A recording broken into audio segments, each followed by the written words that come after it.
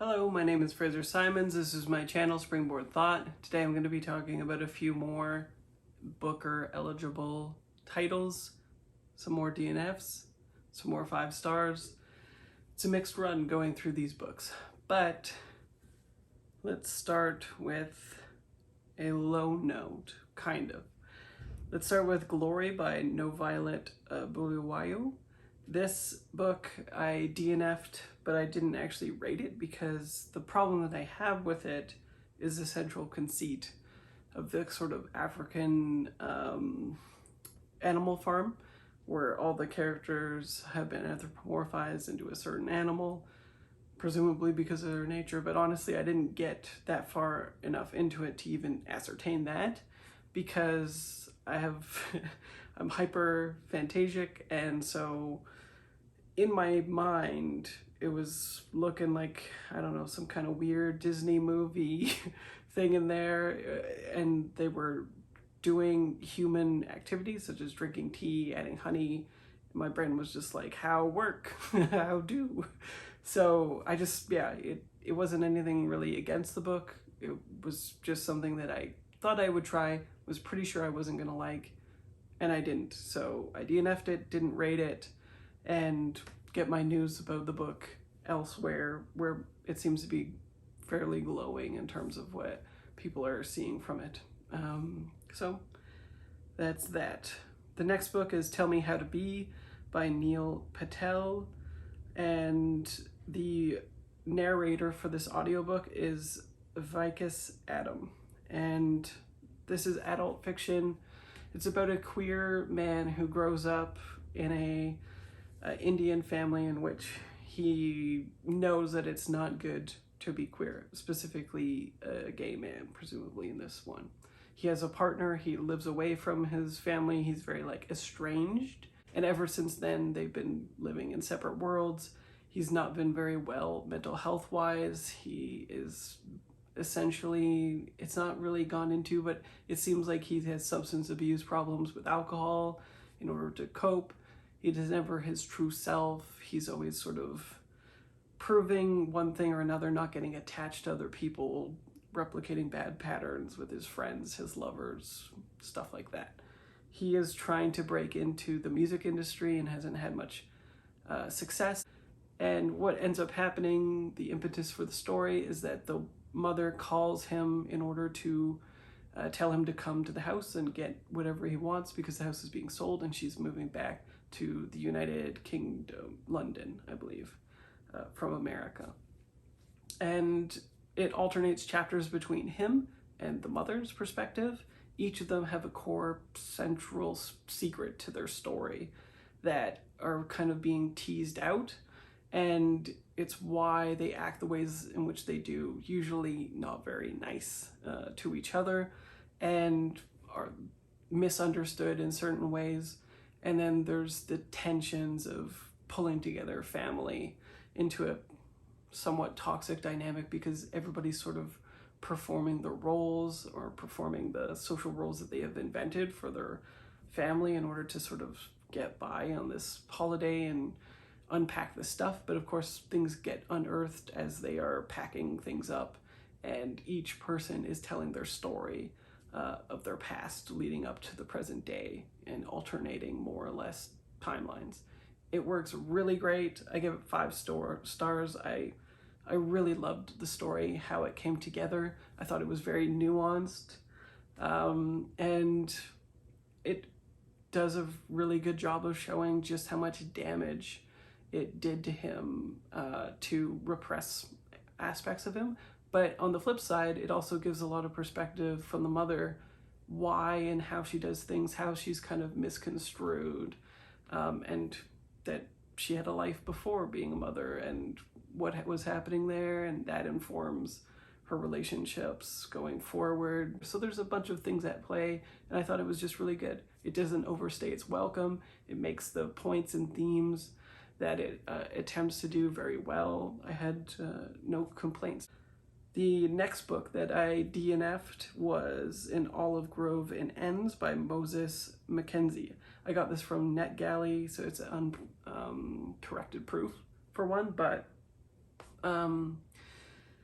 I didn't like anything about this book at the craft level, even though the actual story was very interesting. It's about a black teenager in Ends, which is like being gentrified. They're sort of losing their culture for white people coming in and trying to make the new Starbucks and all of this kind of stuff. His one life goal is to buy a house on a specific hill, and everything starts kind of unraveling for this when he witnesses an act of violence in the community, and he has at least ostensibly perpetrated it.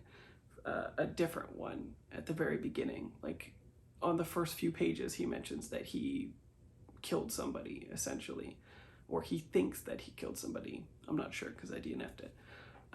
But it really feels like a debut. It really feels sort of YA in certain aspects. There's some show don't tell stuff. Basically all of the stuff that I look for in a book, it was kind of lacking in this. A lot of pivotal moments were skated by, like they were a sentence, and then there's granularity in non-essential elements, very superfluous stuff. And it made for like a disorienting, very strange, absolutely always interested in the sort of wrong stuff for me fiction, which is too bad because some people very much like this book, but it was just not at all for me. And I hated even more discarding it as a DNF because I got it from NetGalley, and it always kind of sucks to get a book for free and then give negative feedback for it, but that's how it is. Next book is Case Study by Graeme, Macrae, Burnet.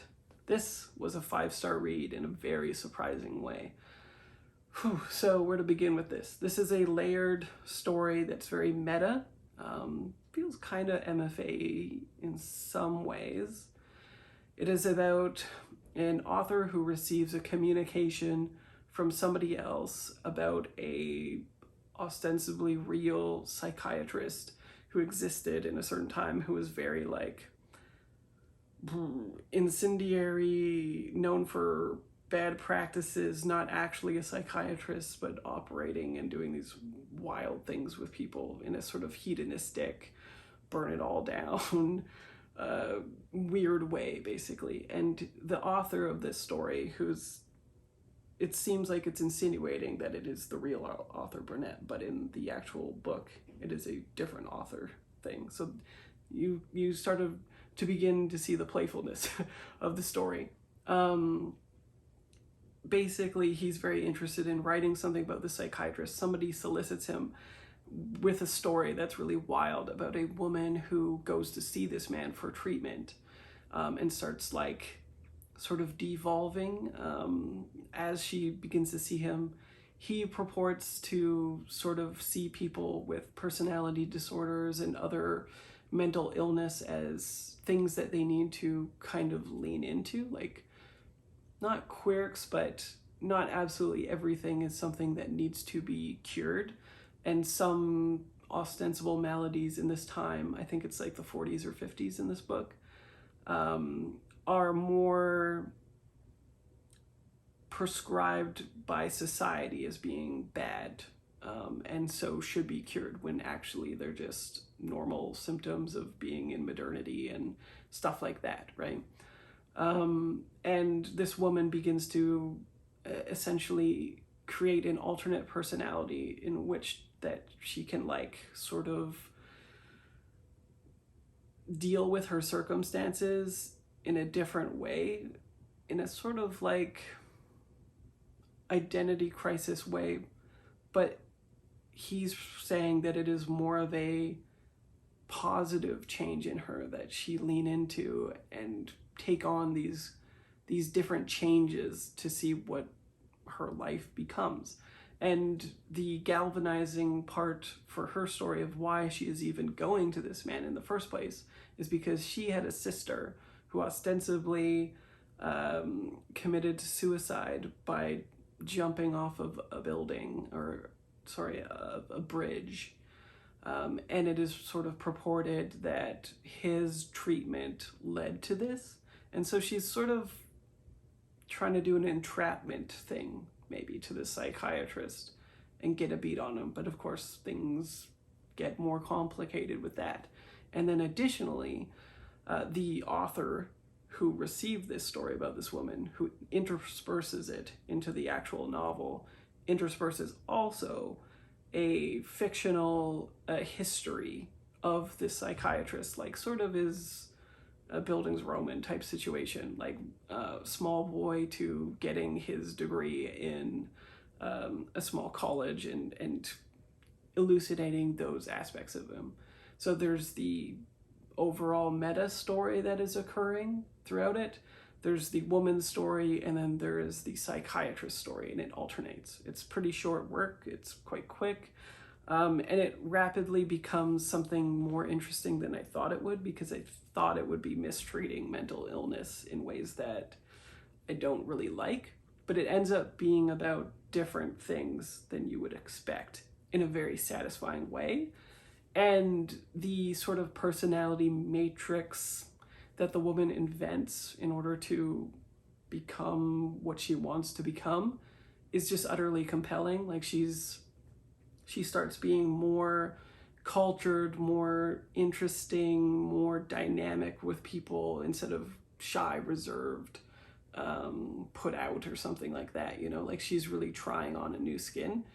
And that voice that she invents, I just found completely mesmerizing and enthralling to consume. Yeah, it was just very interesting. And then as the layers conjoin at the end, it comes together in a surprising way, which is always nice for me because that doesn't happen often, to the point where I gave it 5 stars and was just absolutely loved it. Next, I read Spies in Canaan by David Park. This is a slim little novel of 4 stars, I thought. It's about a man who's a little bit older living in the UK or Ireland. I can't recall, I think it's the UK. Who gets a anonymous package with a DVD in it. And seeing this is thrown back into the days of him serving in Vietnam, right before, you know, maybe like a year or so-ish before the shit really hits the fan and they have to pull out. And it's his time specifically basically interrogating 2 different characters, of which become of pertinent interest once it jumps back to the present day. So it sort of jumps back into his memory, very granular. It's not like I remember this, I remember that. It assumes that narrative completely, and you're dropped into his character. And then it, you know, jumps back into the future context to see how all these pieces fit together. There's a lot of granularity in the Vietnam story, and I'm not sure that it came together perfectly for me because of that. It is very much trying to... The meat of the story are those 2 characters, but because there's so much context around other things, it kind of feels like superfluous material that is padding it, even though it is fairly interesting and it seems clear that he's done his research, and it becomes very clear that the themes injected in that chapter is the overarching ones for the actual book, mostly about colonialism, mostly about how the army functions, how it chews people up, and it is about him being recruited by an ostensible, you know, CIA person as an American, and the things that are asked of him and of the people, and how they treated the locals, as well as what becomes of them when he needs to get out. So there's not any tension around whether or not he gets out, because it begins with him in the future, but there's always some tension as to what is he going to be seeing on this DVD. And as we catch up with him, we see how it all ties together, basically. So yeah, it was, I mean, it never overstays its welcome because it's very short. The writing is quite good. It's punchy. He has a very, like, maybe not flowery, but he's very good at description, and he's very good at being, like, sort of poetic about these things. It feels like an older voice that's been crafted very well. And the tie-up was quite satisfying for the book that it is, but I think might leave some people specifically cold. But I think overall, if people enjoy at least the first 50 pages of this, they'd be on board for the ending, if that makes sense. So I definitely recommend it. I thought it was very enjoyable. I know it's out on audio now, but at the time when I ordered it, it isn't. So I couldn't speak to how good the audiobook is or not. And next I read Other Names for Love by Taymour Soomro. And the narrator is Homer Todiwala, I believe. This is another 4-star book. Another Indian book. Is set in Pakistan, and a lot of the ways in which business practices are operating are having to shift, only ostensibly. He is very well off as a person. When we start the story, he's like a 16-year-old, and he's basically learning the business, which you wouldn't think would be very interesting, but it manages to be. He is going around with his father. They're seeing their rural properties, and the father is kind of explaining how it is they're managing to make so much money, how it's profitable for them while also being ostensibly ethical to the people farming the place.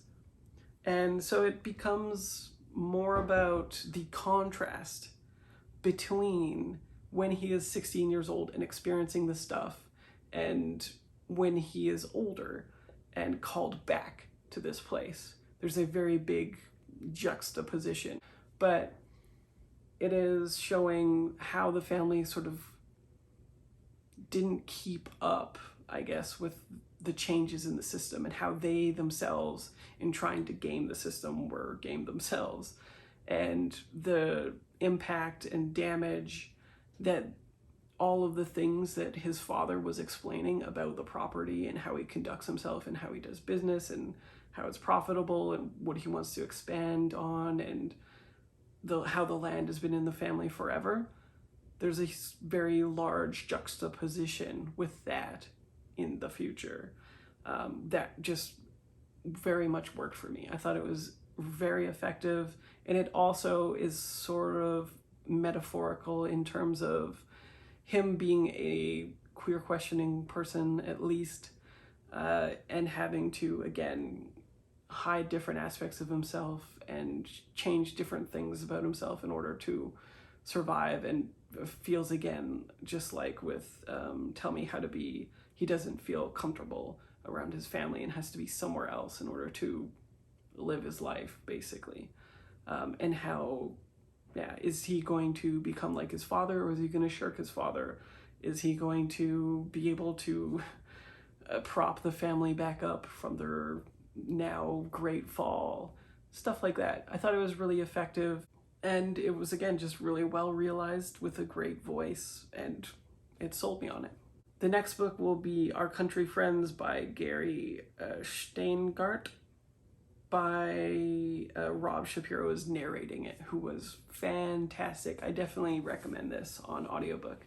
He sounds kind of like Arnie Hammer light or something like that. He's very effective at what he does. He's not like a 5 out of 5 narrator, more like a 4 out of 5, because sometimes with so many characters, I think of which there are 8 or 9, you do lose the thread if you aren't super paying attention to it and pick it up. This is a book about friends who are pretty well off, I would say, 8 or 9 of them, something like that, staying in a friend's really nice place, like a manor, basically, is what it is. And they're waiting out a COVID quarantine. But it is also formulated as a play, as a novel. So there's different acts. I think it's a 4-act play. And so it's very like dramatic. The dialogue is fantastic. The characters are very well realized. And considering how many of them there are, it's very interesting. It's definitely like a microcosm in a micro world type of book, which is just my jam. There is, of course, drama based on the couples that come. There's infighting. There's drama caused by sexual escapades and things like that. So it's sort of very satirical in its outlook of these characters, and criticizing the left and the right politically, criticizing the kind of contradictions of the actual climate. I thought it was in very good faith. Some of the reviews that I saw thought that he was being too hard on some of the characters in such a way as to suggest that the author himself thought these positions were a little bit stupid, but I felt like everything was fair game in the book. And it's very much, I guess the overarching plot is fairly predictable in terms of who's going to cause the most inciting incident, drama type of thing, and generally where it will go for the most part. But some characters definitely surprise you. It is very hilarious, and I don't like comedy generally, so that was just a huge bonus for me. It was a 4-star book and not a 5-star book because I think it could have been truncated a little bit. Like 50 pages could have been cut and it would have been completely fine, basically. But each act does what it's supposed to. It very much feels like it is marrying the style to a play, and it was very effective, of which I haven't read many novels that even attempt that. It's contemporary times, but removed so much from my own with rich people, basically. Sure, they're eclectic, and some of them are rich and some of them are not. And there's a meta component in which they are writing a play within the actual play as well. But yeah, all of this stuff worked together very well for me. I was always laughing, always interested. I thought it was surprisingly excellent, basically, but not perfect. And I think I'll leave it there. Those are all the books that I'm going to do this time. I have another few more coming, as you might expect. If you've read any of these, please let me know what you have thought. If you think that I messed up on any of these and you think I'm wrong about my position, probably on Glory, because people love that book, but I tell you, in my head, I just couldn't have animals drinking tea that had hooves, and it just didn't make any sense to me, but I'm sure it's a great book if you look at it in other ways. And I will see you next video. Bye.